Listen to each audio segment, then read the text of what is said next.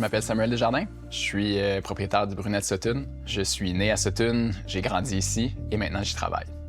Moi, c'est Sabine Boisvert-Garceau. Je suis éducatrice spécialisée dans la région, dans les cantons de l'Est. Puis je suis aussi maman d'un petit garçon de 6 ans qui va à l'école de Sutton. Le projet m'a été apporté par ma sœur Maude il y a quelques années.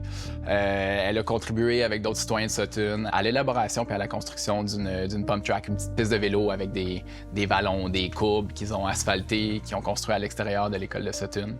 Cette piste-là a été construite, puis après ça, les jeunes pouvaient en profiter, faire du vélo, que ce soit pendant l'école, après les cours. C'est gratuit, c'est à l'extérieur, puis tout le monde peut en profiter. Puis là, l'enjeu qu'il y avait, c'est qu'à l'école, c'est dans la cour d'école de Sutton, l'école primaire. C'est à côté du gymnase. C'est super accessible, sauf que là, les enfants, dans le fond, l'école, un vélo, c'est pas tous les enfants qui ont des vélos. On a acheté les vélos.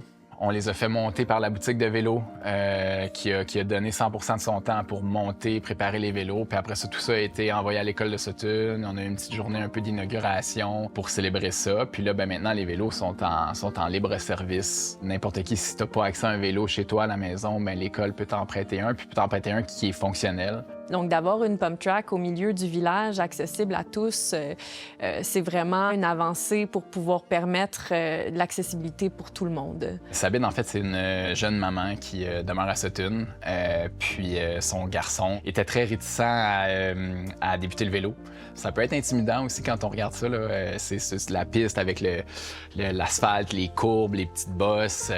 Puis il y a des plus grands, il y a des plus jeunes. Puis son garçon était réticent à débuter. Puis là, finalement, il a surmonté sa peur. Puis il a commencé à faire du vélo, il a commencé à faire des petits virages. Puis maintenant, je pense qu'il est inarrêtable. Puis c'est un passionné, un futur cycliste hors pair.